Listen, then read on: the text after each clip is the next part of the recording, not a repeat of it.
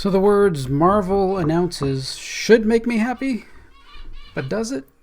Let's see.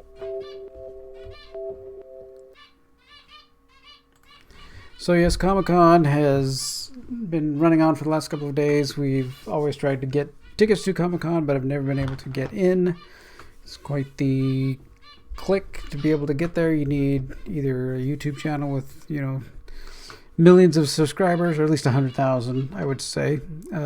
Or you need to have been there from the beginning to really get, or be really lucky to be able to get tickets. So we'll try again next year and the next year until something happens, I guess. But until then, we can still get the announcements. I mean, many people have done that. Just you can see what happens, after the fact, which many people have saved the money from going there and dumping money on a hotel and travel. I mean, San Diego's only a couple of hours away from where I live, so wouldn't be too bad to be able to go.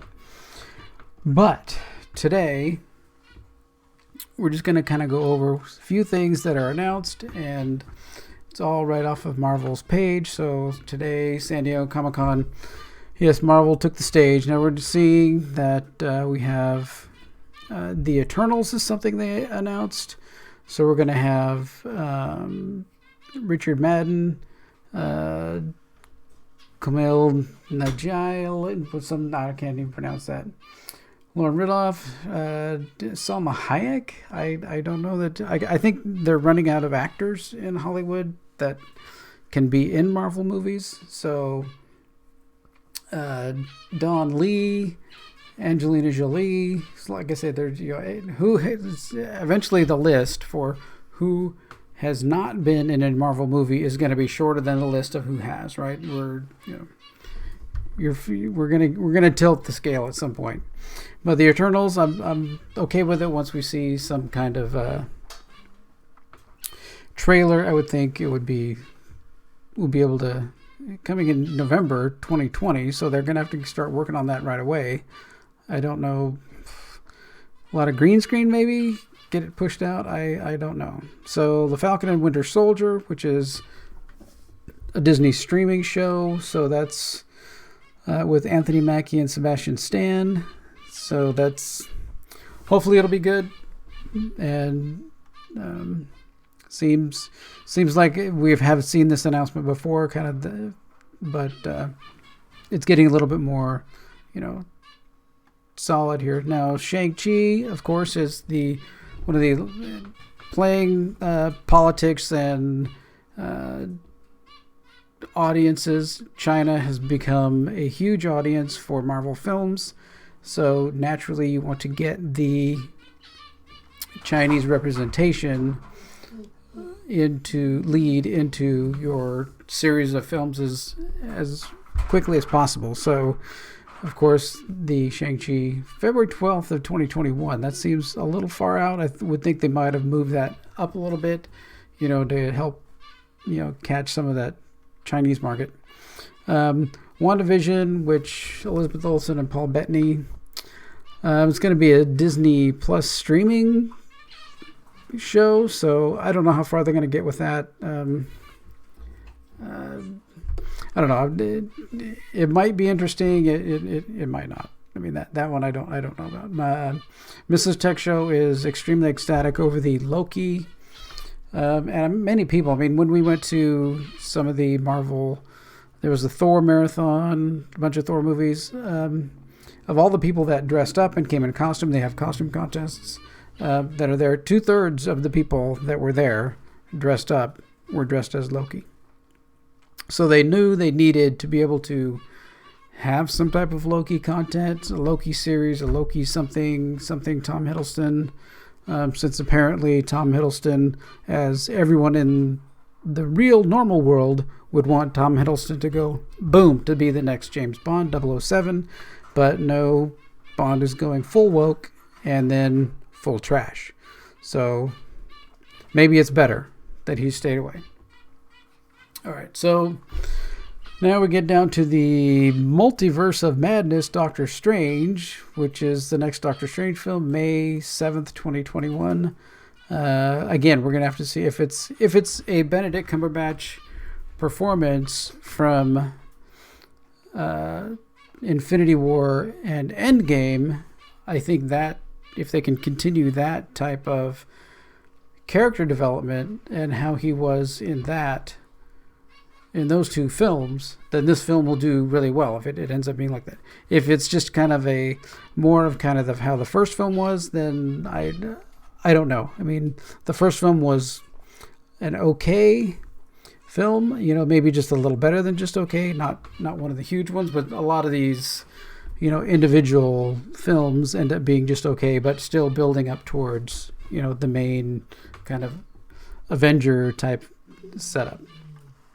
What If is just really, really interesting because they're going to do like the, alternate realities and alternate timelines of things that have happened in Marvel. And maybe they're going to, explore a different what if every episode. So I think that should be really interesting. That would be really, really something that I'm going to want to see. I'll probably end up getting the first $69 package for the first year of Disney Plus, and we'll see. Hopefully the price won't skyrocket after that. The Hawkeye TV series, again, Jeremy Renner, who actually has been rumored to actually make more money flipping houses than he does acting. So he's more of I don't know, a TV series would be good for him, I think, on his schedule, because he can just get in and do it and then go back to flipping houses. So we'll see. A lot of people like Jeremy Renner. He seems to be a pretty nice, down-to-earth kind of person. So that's good. Now the Love and Thunder. It says Chris Hemsworth and Tessa Thompson are going to be in it, which is fine. Taika Waititi also is a good check mark to have. The fact that Taika Waititi will be writing it, I don't know how well that's going to go. Some of the other stuff that he has written has been really way off the wall. So having somebody, hopefully once we get closer to it being in production and finding out more information about it, there'll be other co-writers, or we'll have him write it and then have someone else do the actual screenplay and do the actual script, just to keep it on par and keep any of the randomness maybe that Taika Waititi might put in that, knowing from his other stuff. I mean, this is going to be Jane Foster becoming the mighty Thor, goddess of thunder. So hopefully it doesn't seem to be in Taika Waititi's timeline and his personality and how he does things to go woke with it. So I'm hoping that they'll keep it all that dialed back, right? That's what I'm really hoping for. Black Widow. Of course, we know Black Widow is actually filming, considering it comes out May 1st, 2020. I'm actually kind of disappointed they didn't have Jeremy Renner, that they were going to explore, the Budapest angle of this. That's going to be more of a deeper origin story kind of thing. Again, we have Rachel Weisz here. And this person named Kate Shortland is directing. Now, first thing I do when they bring up these movies and they go, okay, this is a female movie and it's being directed by a woman, and I have to then jump and see what other types of films and movies that this person has directed. Are they all super woke? Are they all, what are they? So she hasn't done much. I mean, there's a few TV series things. There's some different kind of historical things, some other TV series things. She's written a few different TV episodes and things like that. So we really don't know quite that much. This movie Lore that she directed back in 2012 is a World War II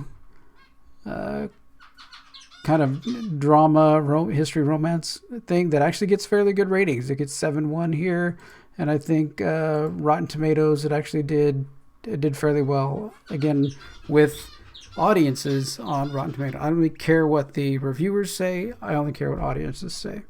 And it seems to have done really well. So that gives me hope that that it will be actually a good Black Widow movie. So hasn't directed a lot of really action films, so that's again going to be a challenge, I think, for her moving forward. Now let me move to the most ultimate disappointment in all of the announcements that I saw from Marvel, and that is Blade. So getting into the very first real kind of Marvel comic book movie series that was hit the theaters, pretty early. One of the first that really got a big following and had a lot of people was the Blade series.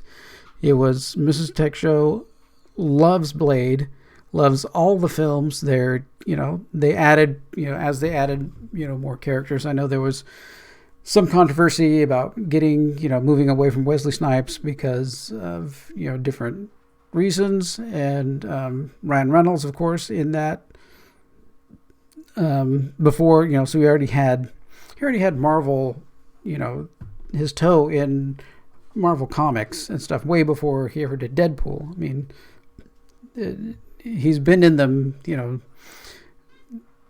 in comic book movies, many, probably played more comic book characters than most other actors, and playing different ones, So, but the fact that Wesley Snipes is not going to be the lead in it, I mean, if it gets closer and we find out that Wesley Snipes is going to play more like the Whistler character, where he's going to be behind the scenes, and maybe he's the one that's developing the technology and the gadgets and whatever, or he's handing off the gauntlet, handing the torch down to somebody new because he's grown too old and too tired, or something like that. I don't know.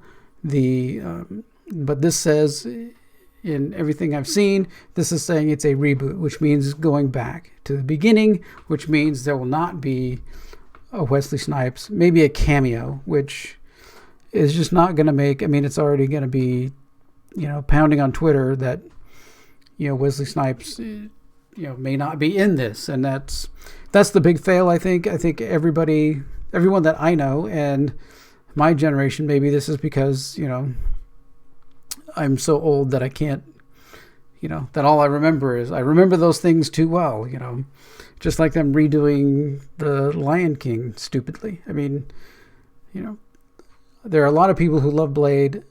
I love the Blade series. When I think of Blade, the only thing I think of is Wesley Snipes. And I know they got the new guy who, Mahershala, something like Ali. I know he's award-winning and everything else, but I wouldn't want them, oh, look, it's an actor playing Wesley Snipes in a movie.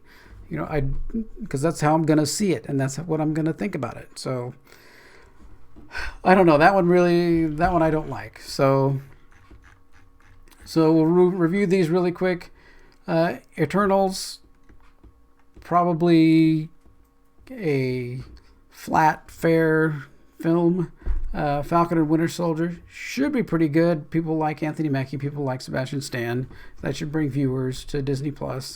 Shang-Chi, probably going to be huge in China, but flat in the United States.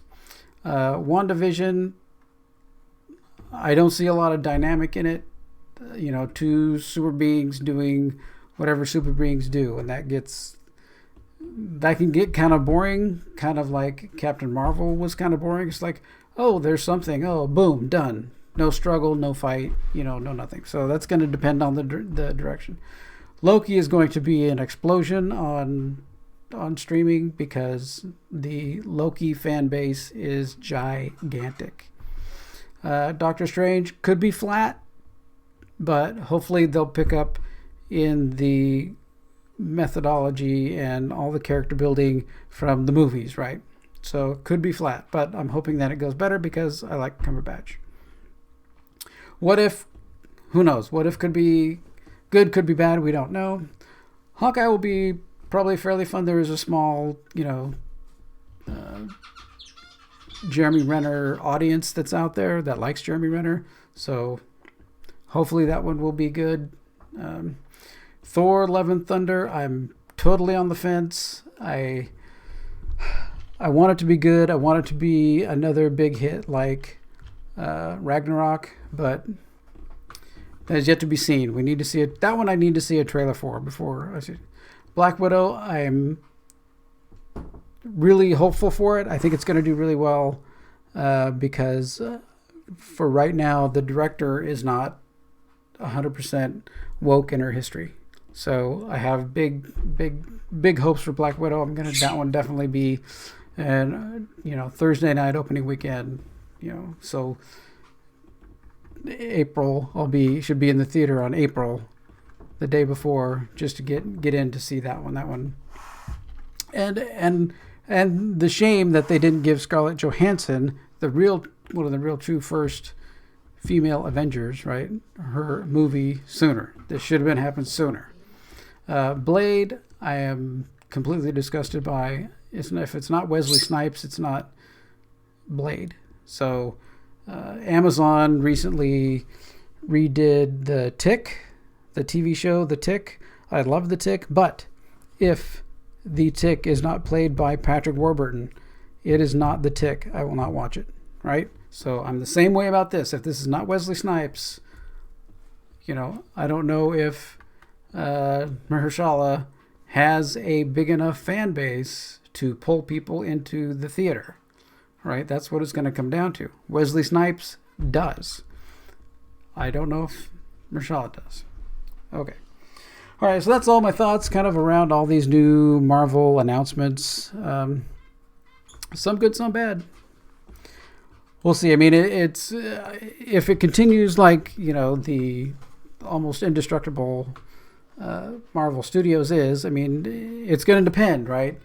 If you're going to go completely left and start going super woke, your money is going to start going down. I don't know if they understand that, but as long as if you keep that out, and then Captain Marvel, I guess, was the fluke. So we'll see. I mean, if they keep going that way, then I'm going to get seriously disinterested in Marvel.